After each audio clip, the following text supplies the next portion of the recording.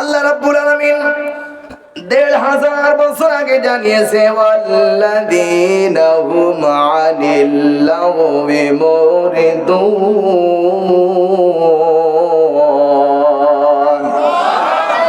সূরা মুমিনুন ২৩ নম্বর সূরা ১৭ নম্বর পারা প্রথম নম্বর উপর ৩ নম্বর আয়াতে কারিমা বলছি।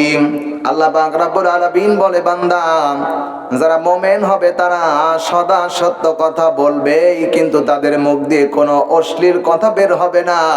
যারা অশ্লীল কথাগুলো আজকে বলছে, আবার আমাদের দেশের অনেক গায়ক আছে সংসদেও গান গায়, আছে না নেই? ওরে মমতা জাফা, তুই মরে দেখ তোর কি হয়। আবার নির্বাচনে হেরিয়ে গিয়ে আমার চোখের পানি বসছে।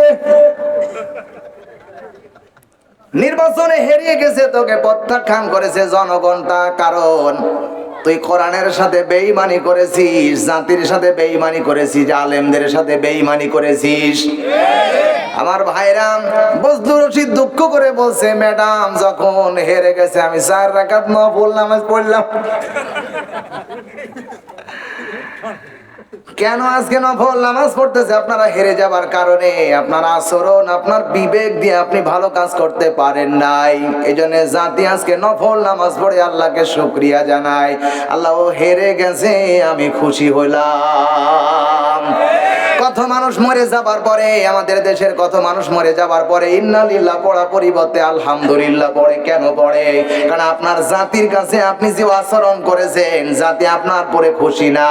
আল্লাহকে শুকরিয়া জানাই, আল্লাহ মরে গেছে, আমি বেঁচে গেছি। আল্লাহু আকবার। এমন বিবেক দিয়ে এমন কাজ করবেন না যে আপনি মারা যাবার পরে জনগণ আপনার কাছে, আল্লাহর কাছে আপনার জন্য বারবার ফরিয়াদ করে, আল্লাহ মরে গেছে, আমি বেঁচে গেছি। এমন আচরণ দুনিয়ায় কোনোদিন করবেন না, কারণ আপনি যা বলেন সব আল্লাহ রেকর্ড করেন। জোরে কোন আল্লাহু আকবার। আল্লাহ রাব্বুল আলামিন কোরআনে কারীমের মধ্যে জানিয়েছেন, কোরআনে কারীম আল্লাহ রাব্বুল আলামিন বলেন, মা ইয়ালফিযু মিন কাওলিন ইল্লা লাদাইহি রাকীবুন আতীদ। জোরে বলেন আল্লাহু আকবার। আল্লাহ রাব্বুল আলামিন ডাকতে বলেন, বান্দা এমন কোন কথা বলে না যে কথাগুলো আমার ফেরেশতারা রেকর্ড করে না, সব কথাগুলো রেকর্ড হয়ে যায়। আমি যে কথাগুলো বলছি, যে ক্যামেরাগুলো রেকর্ড করতেছেন, চিল্লায় কোন ঠিক কিনা? আমার ভাইরা পাবনাবাসী, আজকে নতুন একটা তথ্য দেব। আল্লাহর নবী, বিশ্ব নবী ১,৫০০ বছর আগে জানিয়েছে, শোনো ও আমার সাহাবীরা, কথা যখন বলবা তখন মেপে মেপে কথা বলবা। আল্লাহ বলেন, যখন কথা বলবা মেপে মেপে কথা বলবা, কারণ রাব্বুল আলামিন দুনিয়ায় কতগুলো ক্যামেরা তৈরি করেছেন। এই ক্যামেরা মানুষের তৈরি করা ক্যামেরা, কিন্তু আমার আল্লাহ ডাইরেক্ট বলছেন, বান্দা তোর হল কবের নিচে আমি আল্লাহ একটা ক্যামেরা সেট করে রেখেছি। এমন একটা ক্যামেরা আমি এখানে রেখেছি, এই ক্যামেরাগুলো সামনে থেকে দেখে, পিছনে দেখতে পায় না, ডান দিকে দেখতে পায়, বাম দিকে দেখতে পায় না।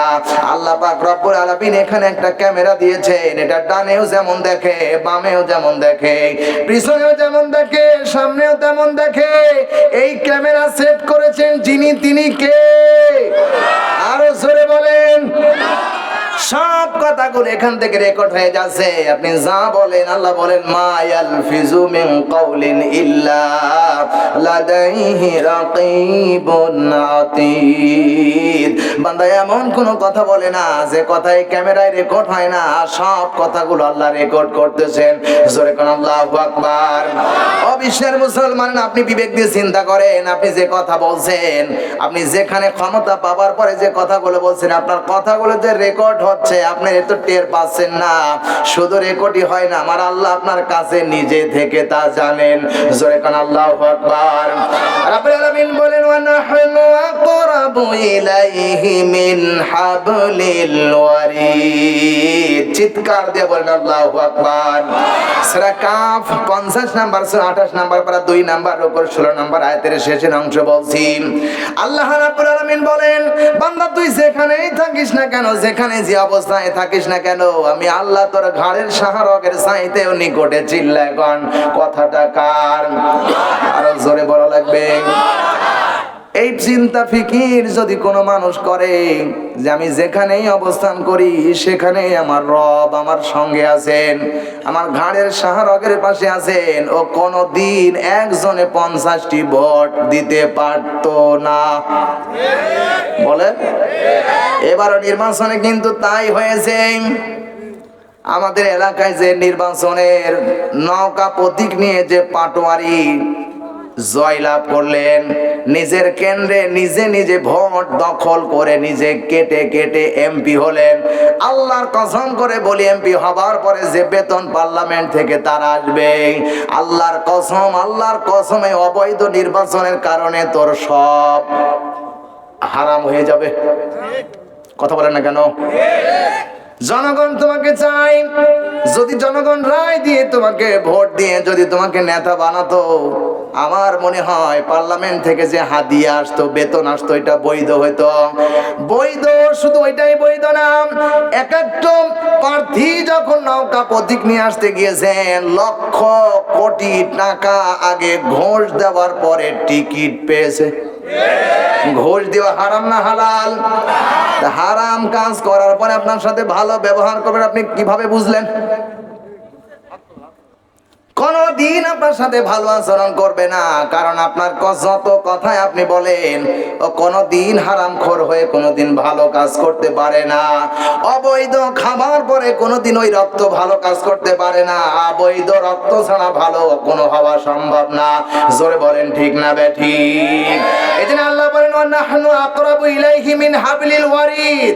বান্দা তুই যেখানে আছিস সেখানে আমি তোর ঘাড়ের শাহরগের চাইতেও নিকটে। জোরে বলেন আল্লাহু আকবার। আমার আপনার নিকটে মনে হয় আল্লাহ নেই? আছে? শুধু আছে না নেই, এটা ব্যাখ্যা দিলে গেলে বুঝবেন। হযরতে ইব্রাহিম আলাইহিস সালামকে যখন নমরুদ তার আগুনের মধ্যে ফেলে দিল, কোনো অপরাধ ছিল না। ইব্রাহিমের একটাই কথা ছিল, আব্বা আপনি যে কাজ করেন এটা বৈধ না, আর আমি যেটা করি এটা আল্লাহর পক্ষ থেকে এসেছে, এটা বৈধ। ওইটা ভালো না, এটা ভালো, এটা আপনি করেন, এটা প্রতিষ্ঠা করা লাগবে। ইব্রাহিমের এতটুকু অপরাধ ছিল। এই অপরাধের কারণে ইব্রাহিমকে 40 দিন আগুনের মধ্যে থাকতে হয়েছে। কথা বলেন আমার ভাইরাম। ইব্রাহিম আলাইহিস সালাম যখন আগুনের মধ্যে চলে গেলেন, যদি আল্লাহ না জানতেন, আল্লাহ যদি তার কাছে না থাকতেন, আল্লাহ যদি টের না পেতেন, ইব্রাহিম কোনদিনই আগুনের মধ্যে বাঁচত না, পুড়ে মরে যেত। কথা বলেন ঠিক না বেঠিক? আল্লাহ ইব্রাহিমকে ওখানে বাঁচালেন।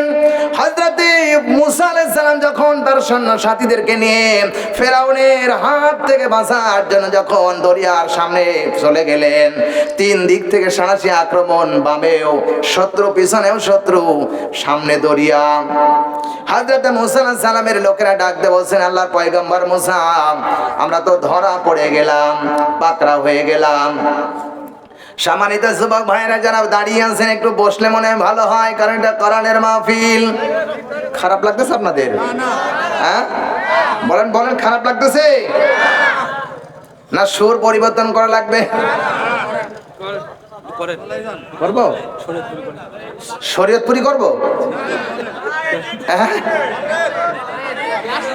যতক্ষণ আমি কথা বলবো, যখন এটা শুরু হয়েছে এইভাবেই চলবে। জোরে বলে আল্লাহু আকবার।